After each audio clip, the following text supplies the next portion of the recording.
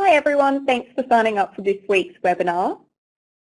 Today I'll be covering matters relating to employees within the general retail industry and specifically those who come under the General Retail Industry Award 2010.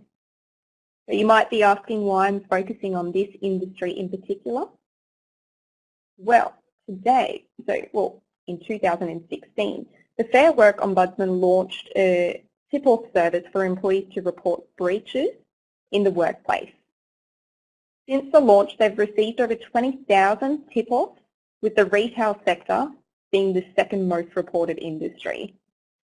In early 2018, the Fair Work Commission President acknowledged that the language used in industry awards documentation was torturous. So he stated that small businesses, or small business operators who wanted to meet their legal obligations, found the award system too complex to understand. So in the interest of helping businesses better understand their obligations, today I'll be aiming to provide an overview of your obligations as an employer in the retail industry. I will cover a number of topics including award coverage, employee status, wages and hours, retail industry award watch-out, and work health and safety. Many employers find it confusing to identify a specific industry category for their business, and more importantly, its accompanying modern award. The award an employee falls under will provide the basis of their minimum entitlements, including their wages and other conditions such as penalty rates, allowances, and leave entitlements. The General Retail Industry Award 2010 covers employers in the general retail industry and their employees in the classifications set out in the award. Businesses that fall under the General Retail Award fit the following definition. Just up on the screen on the third point there. The General Retail Industry Award 2010 covers basically businesses that are engaged in the sale or hire of goods or services to final consumers for personal, household or business consumption. This includes, but is not limited to, food retailing, department stores. So if you're looking at clothing stores, soft goods retailing, furniture, houseware and appliance retailing, recreational goods, personal and household goods retailing, household equipment, repair services, and some bakery shops where the prominent activity is baking products for sale on the premises. Businesses that don't fall under the General Retail Award include pharmacies, whether that's community pharmacies or pharmacies in hospitals and institutions providing an inpatient service, hair and beauty establishments, and that includes hair and beauty work that's undertaken in the theatrical, amusement and entertainment industries, standalone butcher shops, standalone nurseries, retail activities conducted from a manufacturing or processing establishment other than seafood processing establishments, clerical functions performed away from the retail establishment, warehousing and distribution, motor vehicle retailing and motor vehicle fuel and parts retailing, fast food operations, restaurants, cafes, hotels and motels. Other awards do need to be considered for these types of businesses, so just keep an eye out on whether you do in fact come under the award coverage.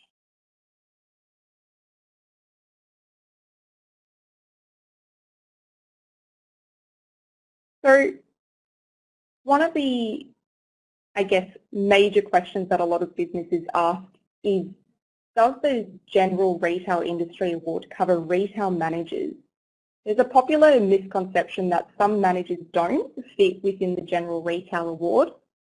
Some often thinking that, managers who are engaged to hire and fire employees. However, in order to determine if your manager is covered by the General Retail Award, you will have to examine the duties they perform.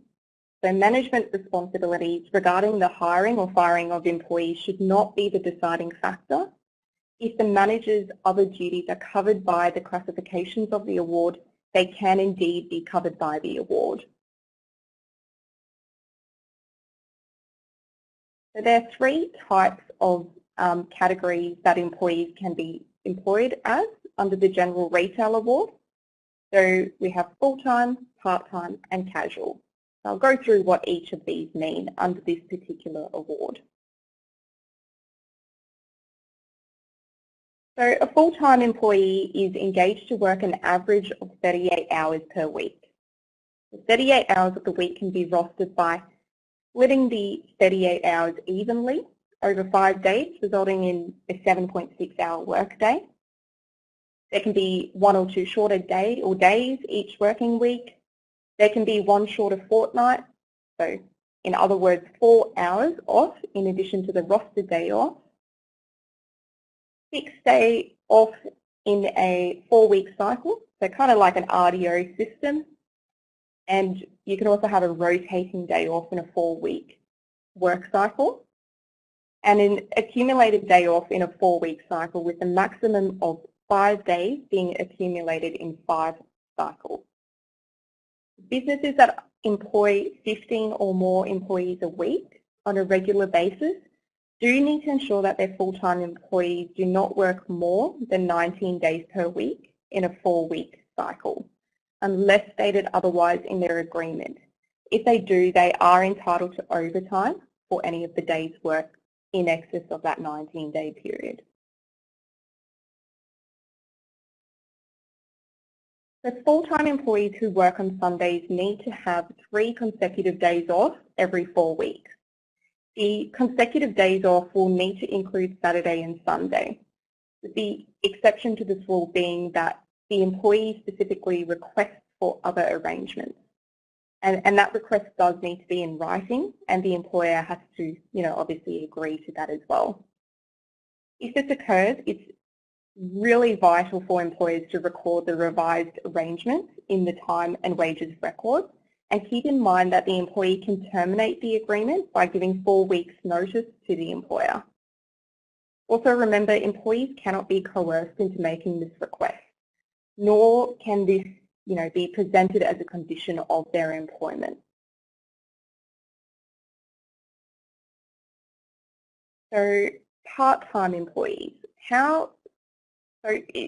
some people might be asking, how should part-time employees be engaged under this award?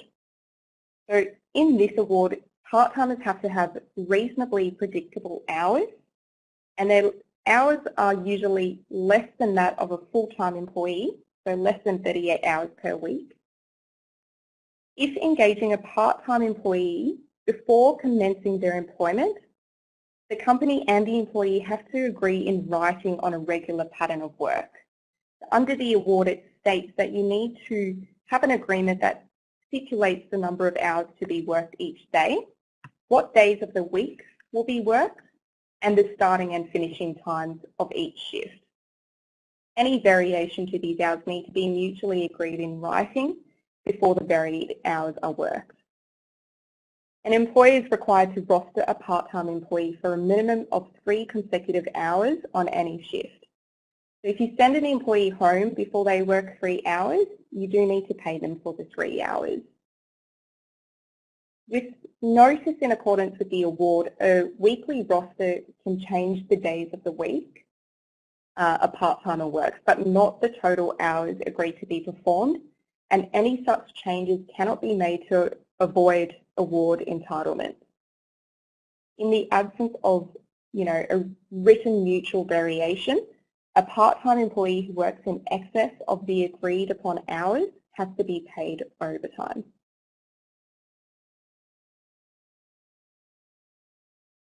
Okay, so casual employees are engaged on an hourly basis. They can work a maximum of 38 hours per week with a minimum daily engagement of 3 hours, so the same as part-time employees. Casual employees get paid 25% more per hour than full-time employees, and this is called a casual loading. they receive a casual loading to compensate them for not receiving benefits that permanent employees receive, such as paid annual leave and paid personal leave.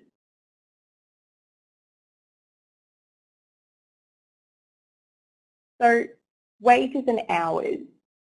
From the 1st of July every year, there are changes that affect both minimum wages and penalty rates in the award. So it's really important to stay on top of these changes because they happen every year, and you need to ensure that your employees' rates are in line with the minimum requirements, and you need to review the application of rates to, varied working hours. The award prescribes how an employee's ordinary hours should be worked. So if we're looking at ordinary hours, what that means is, it's the employee's regular working hours that do not incur overtime under the award. Spread of hours refers to the time of day these ordinary hours are worked within, that a particular week. So usually the awards will have, what days are deemed ordinary hours and what the times are that employees can work. Two factors determine the number of hours an employee has to work in a week, plus the times of the days that they work. The category of employment they fall under, so whether they're full-time, part-time or casual, and industry awards and specific agreements.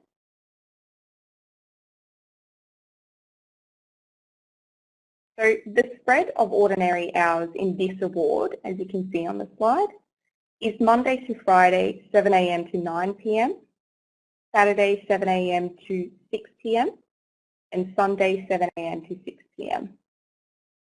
However, the spread of hours may differ for the following types of businesses. So news agencies, bakeries, video shops, and retailers whose trading hours extend beyond 9 p.m, Monday to Friday, or 6 p.m. on a Saturday or Sunday.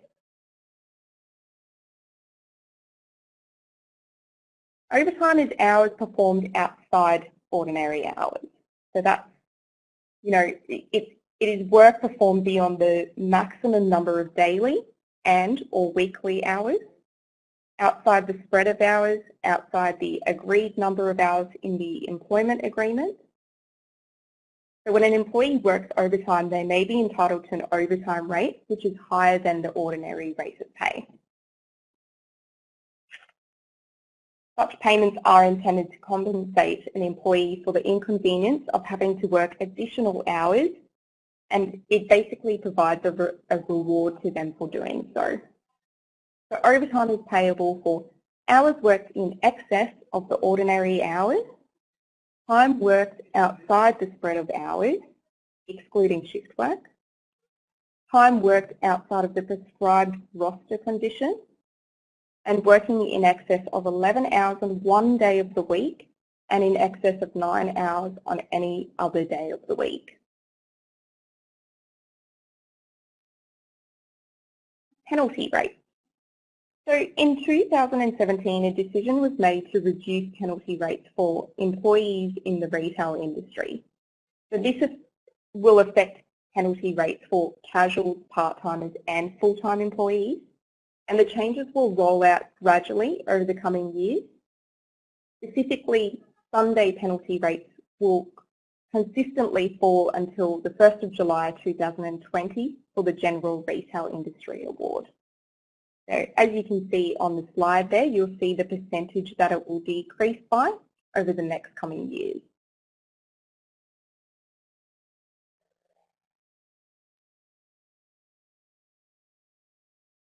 So there are a number of common allowances to consider as well.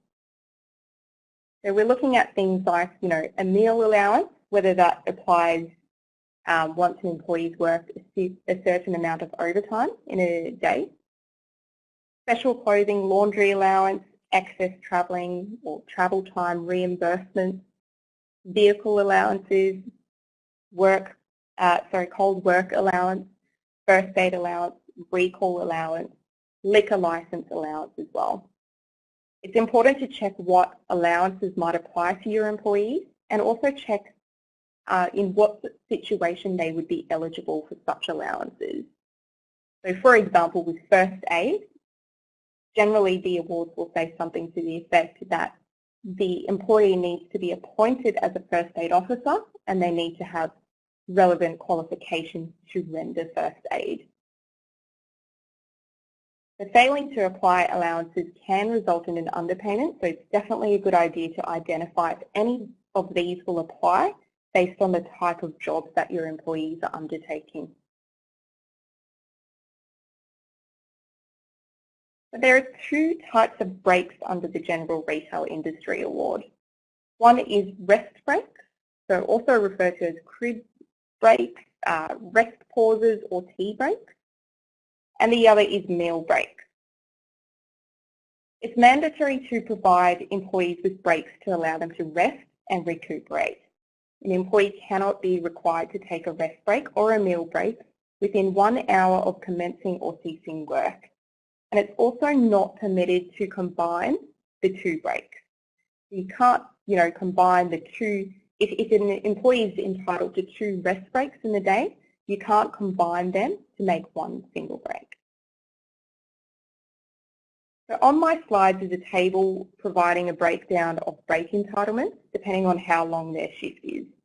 So for example, an employee who works between 4 and 7 hours is entitled to a 10-minute rest break and a meal break. However, if they work less than 4 hours, they get the rest break but not the meal break.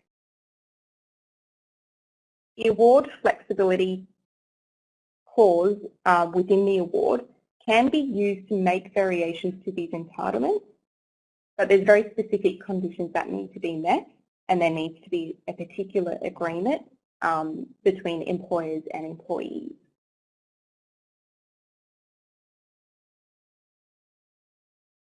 Okay, so rosters are timetables that clearly define the days and hours an employee is scheduled to work. Employers have to display staff rosters clearly on a notice board, and the roster needs to present information for each employee. So generally I would say, rosters should include or indicate 3 principal things: the number of ordinary hours to be worked each week, the days of the week on which the work is to be performed, and the start and finishing time of work for each day of the week. Permanent changes in the roster need to be conveyed to employees with at least 7 days' notice. If the employee does not agree to the changes in the roster, they should be given at least 14 days in written notice instead of 7 days, during which time discussions to resolve the matter need to occur in accordance with the award's dispute resolution clause. So, just as a little side tip, it is important that employers keep the rosters for up to 12 months, as rosters may be required to be produced, as requested. But under the Fair Work Ombudsman, there is a further requirement that you do keep records of hours worked by employees for around 7 years. So just keep any records that you can. So there's another clause under this award called a higher duties allowance clause. It's not in all awards, so it is an award-specific clause. And basically it applies to employees who are taking on higher level duties for a temporary period than what was stipulated in their contract or in the award level category that they fall in. The higher duties clause highlights that employees need to be compensated accordingly for the additional duties that they are performing. So employees engaged for more than 2 hours during one work day or shift on duties that carry a higher rate than their ordinary classification are to be paid the higher rate for any such day or shift.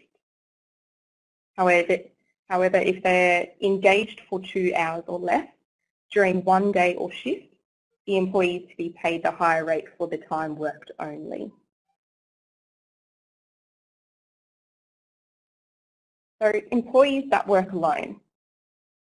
So lone workers are simply people who work alone without direct or close supervision, and this is usually legal.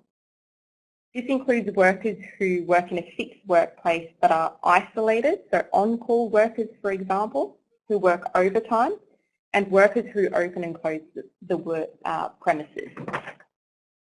Just because an employee works alone, it doesn't mean that they are classified as level 3 in the award, which basically states, for an employee to come under that particular level, that they would be opening and closing the premises. But to determine which classification an employee falls under, various factors do need to be considered, such as their duties and the reason behind employment. So assessing an employee's classification should be done on a case-by-case basis.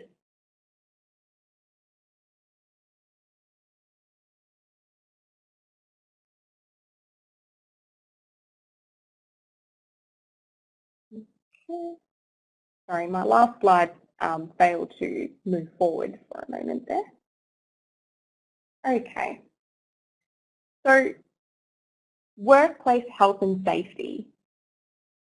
Over half of all serious claims in the retail industry come from traumatic joint, ligament, muscle and tendon injuries. The health and safety laws place responsibilities on employers to identify any risks and notify their employees of best practices. Within the retail industry, there are approximately 10,500 serious workers' compensation claims annually. Let's take a look at some WHS matters that you might come across in the general or in the retail industry.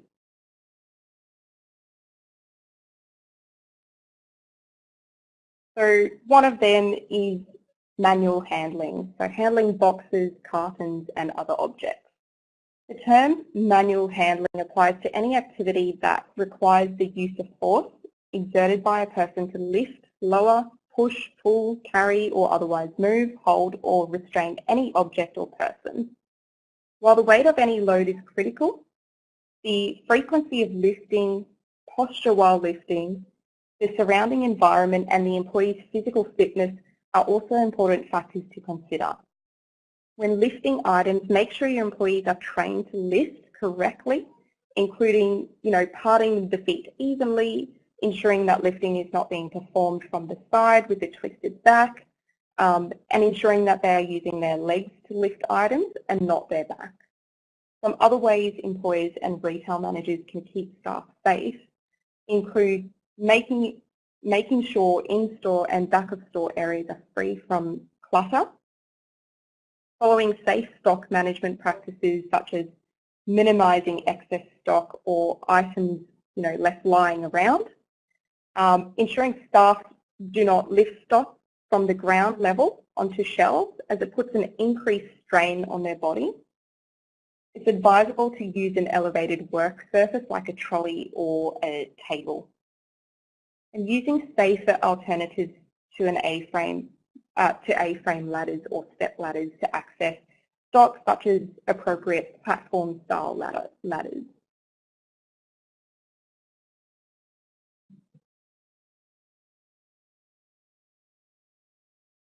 So personal security at work.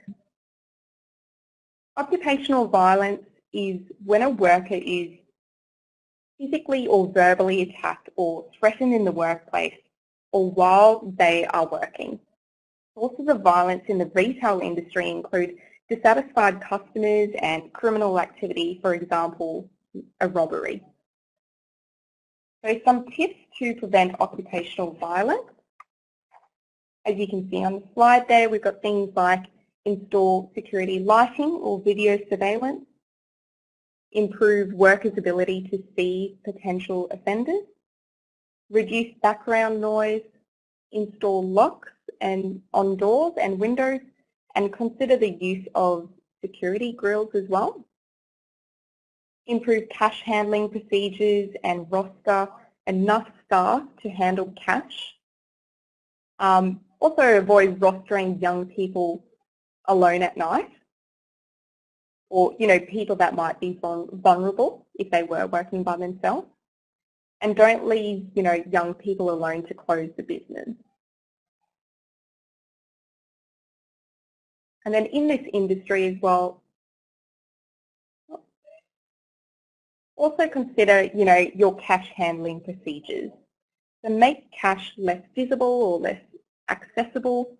Only open the cash drawer when in use, and install an audible device to indicate opening of the cash drawer.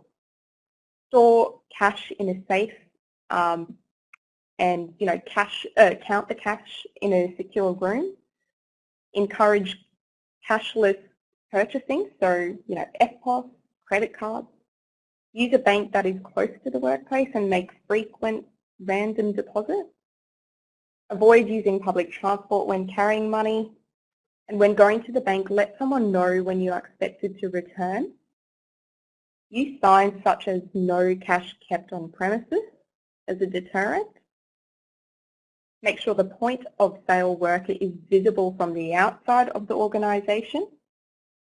And roster enough staff to keep delays to a minimum, reducing potential for customer aggression. This may also help to improve customer satisfaction. And provide information, training and supervision to help workers deal with security issues and aggressive or violent customers. Also advise workers to report incidences of violence. And if workers are in the workplace during a robbery or violent incident, arrange for counselling for them to access. So maintaining high standards of health and safety will also see benefits to the business and protect it from bad publicity or potential employee unrest that might follow a serious accident or prosecution. So I hope you learned a little from our webinar today. If you would like to know more about your compliance obligations in the retail industry, please get in touch.